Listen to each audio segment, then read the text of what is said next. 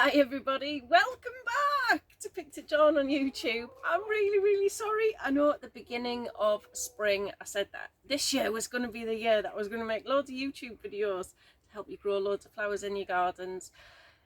I just really didn't account for how busy this year was going to be, in all honesty. Anyway, I absolutely promise that things are changing from now on. I'm going to be spending a lot more time in the field now, thankfully, and we're going to be growing loads and loads of flowers. So in preparation for next year, things have already started. So biennials have been sown and grown and they're all out in the field now. Hardy annuals have been sown and they're at that stage there behind me. They're desperate to get in the field now, so many of those are going to go in over the next few days, and then just because it's been really mild, we'll keep on planting basically until it gets, in my opinion, too cold here. But we've not had even a hard ground frost yet, so I'm going to carry on. I should say, because obviously you might not be watching this video the day that I post it. I think it's like the 15th of November now. I don't know. No, it's not. What is it? Anyway, it's the beginning of November at some stage. Kind of lose track. We are going to start up our YouTube again, like I say, with thoughts of spring, because that's always a nice thing. My favourite season of the year. And we're going to be looking at one of the, well, I suppose it might be everyone's favourite spring flower. It's certainly one that I get asked about a lot. It's one of my favourites, second only probably to tulips. It's Ranunculus.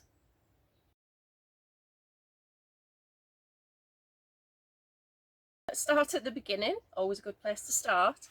How do they arrive? Ranunculus should arrive looking like that.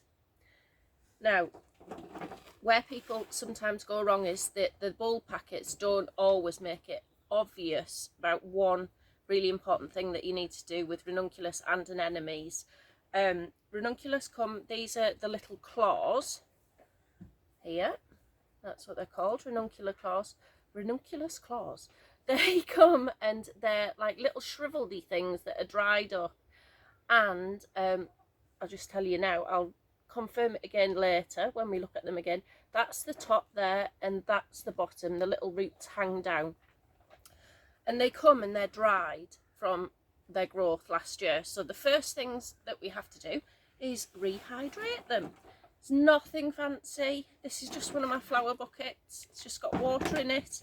You can't over water.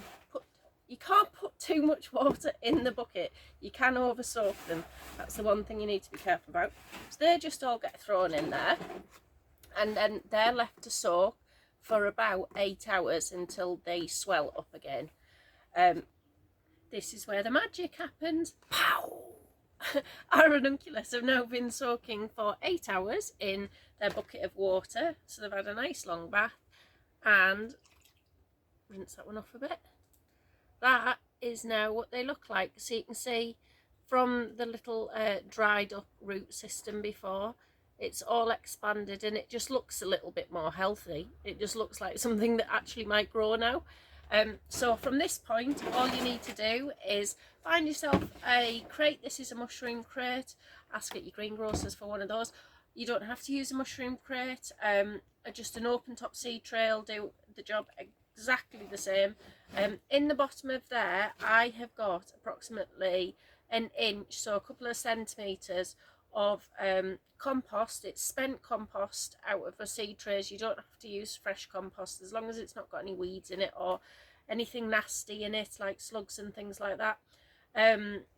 Mixed with vermiculite, which is this little stuff here. Looks a bit like sand, not to be confused with perlite, which is the white stuff. So that's a 50-50 mix of spent compost and vermiculite. Couple of centimetres, like I say, in the bottom, or an inch, depending on what measurements you use basically.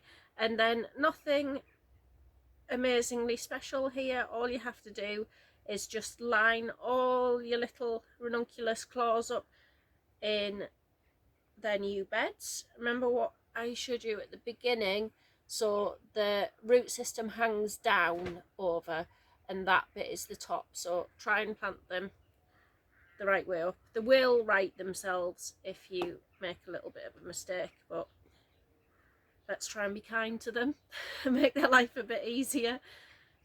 So I shan't do the whole tray because it's mightily repetitive and boring for someone else to watch. All you do, like I say, is just pop them in there. They're just all lined up there, and then once you've done your full tray, however many you're growing, all you need to do is, again, it's that 50-50 mix of compost mixed with vermiculite, and you sprinkle that over the top, so about 1 centimetre on top of that as well. And then, because mine are in crates, I tend to stack my crates on top of each other, so it does stop the daylight a little bit. They don't need to be dark. It's not like starting off your hyacinth bulbs for Christmas or anything like that. It's just that if you give them less light on the top, then the roots, it puts more energy into the developing a root system rather than a shoot system, which is what we want at the beginning, to get a nice healthy root system. Okay, so I told you this was a time travelling video. Well, these ones have actually been in 4 weeks later, but to be honest, they could have been done with this process happening a week ago. But, you know, time and all that, life. This is what they'll look like. Now, that's at a stage where we don't want them to get definitely don't want them to get any more developed in this crate. What we need to do now is separate them out. So, this is the good bit. You dig your hands in, and then I looked forward to doing this bit for you because I always enjoy it myself. Each little plant will have developed its own nice little root system. So when they reach this stage, this is the stage where you can either pot them on into little 9 centimetre pots like that and grow them on, or if you're going to plant them outside, you can plant them directly outside like this if you don't want to grow them on anymore. I would say though that for all Ranunculus, they do grow better if they have some form of protection. So like if you haven't got a big polytunnel, you could make yourself a little caterpillar tunnel, or cover them with enviro mesh or something. It's just that they do better. They will survive, but you'll get better out of the plants if you give them a little bit of protection. Now, these guys are going into a raised bed in my polytunnel, so we're not going to bother putting them on. We're just going to put them straight in the raised bed. So let's go and do that now. Right everyone, now you join me in the planting tunnel. This might get quite exciting because, as you will see, I've got chickens surrounding me. That's because the chickens are in lockdown, so this is their new home for the foreseeable. The reason that they're all pecking around me here is not particularly because they want to be on YouTube, although I'm sure they're delighted and seem quite interested at the camera.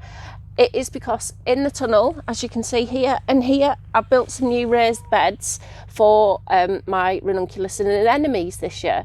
That's because after 2 years of growing them in this space, I think I've decided that they just really needed some slightly better soil conditions, particularly for those guys. Having seen them grow on my previous site and grow a lot more abundant and a lot happier, I decided that the clay soil here was just a bit too heavy for them, and I think there's a bit of a clay pan going on that they were managing to hit. A clay pan's where it's just solid basically. John, yes, I've got a chicken called John off there, right. We'll carry on. And they just weren't producing what I'd expect them to produce, and they were getting aphid and mildew a lot quicker than I've previously seen them get it. That might have just been to do with the weather conditions, but I thought I'd give them a little bit of TLC this year, so I built them these raised beds. They are only 6-inch boards, so it's not massively deep, and the soil is soil that's come from outside, so it's still from this site. It's just soil that over the last couple of years I've dug in manure to it, so the structure's a lot better. and it's full of nice wormies, which is why the girls are here, and it's just going to be hopefully give them a better, more enriched head start to life. So we have brought our Ranunculus in, which are there, and we're just going to get them planted now. Okay, so let's get planting. So in terms of spacing, it doesn't have to be anything too technical. By all means, get a ruler if you want. I tend to just use my fingers or do it by eye. I'm going to get, Henrietta, no darling, I am going to get 5 in a 1 metre length along here, and then it'll be equal spacing across. So again, about the same spacing.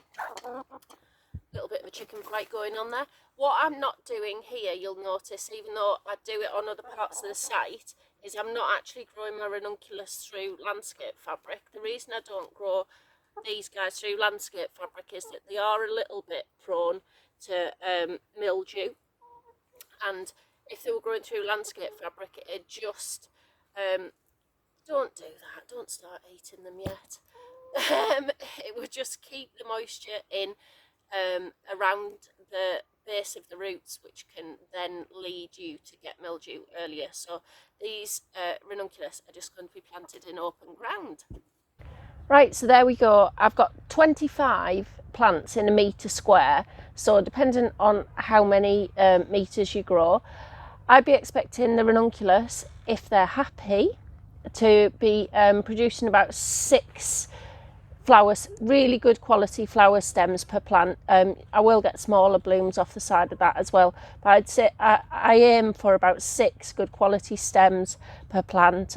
So I've got 4 areas of these inside, so that is 100 plants, bringing in 6 stems.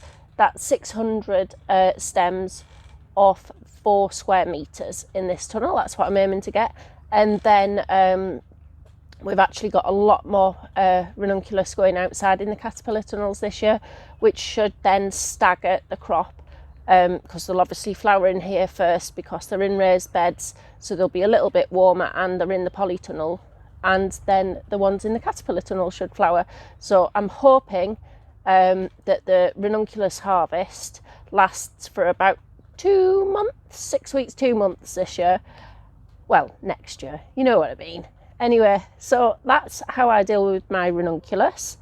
They'll get a water now, and then they'll stay fairly dry over winter. And then come spring, when it starts to warm and I start to see signs that they're picking up and the leaves are starting to grow, I'll feed them with chicken manure pellets. And then when they start to flower, I'll liquid feed them once a week with diluted seaweed, which I use as a foliar feed in a knapsack sprayer. So that's what I do with my Ranunculus, and that's how I grow mine. Best of luck if you're growing Ranunculus, and I promise that I'm going to make more videos. I haven't got a clue what they're going to be on yet, but if anyone has any requests, then please get in touch, and I look forward to seeing you all soon. Happy growing, guys. Bye.